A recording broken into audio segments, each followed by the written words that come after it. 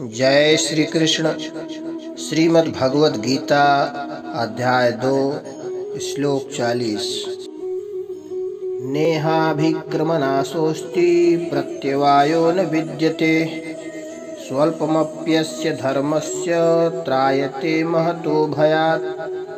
अर्थात भगवान श्री कृष्ण अर्जुन से कह रहे हैं कि इस चेतनावस्था में कर्म करने से किसी प्रकार की हानि या प्रतिकूल परिणाम प्राप्त नहीं होते, अपितु इस प्रकार से किया गया अल्प प्रयास भी बड़े से बड़े भय से हमारी रक्षा करता है। सकाम भाव पूर्वक किए गए कर्मों में अगर मंत्र उच्चारण, यज्ञ विधि आदि में कोई कमी रह जाए तो उसका उल्टा फल हो जाता है। जैसे कोई पुत्र प्राप्ति के लिए पुत्रेष्टि यज्ञ करता है तो उसमें विधि की त्रुटि हो जाने से पुत्र का होना तो दूर रहा, घर में किसी की मृत्यु हो जाती है। अथवा विधि की कमी रहने से इतना उल्टा फल न भी हो तो भी पुत्र पूर्ण अंगों के साथ नहीं जन्मता।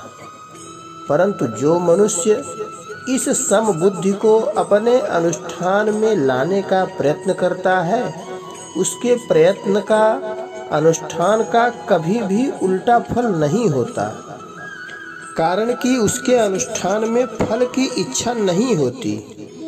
जब तक फल की इच्छा रहती है तब तक समता नहीं आती, और समता आने पर फल इच्छा नहीं रह जाती। अतः उसके अनुष्ठान का विपरीत फल होता ही नहीं, होना संभव ही नहीं। विपरीत फल क्या है? संसार में विषमता का होना ही विपरीत फल है। सांसारिक किसी कार्य में राग होना और किसी कार्य में दोष होना ही विषमता है, और इसी विषमता से जन्म मरण रूप बंधन होता है।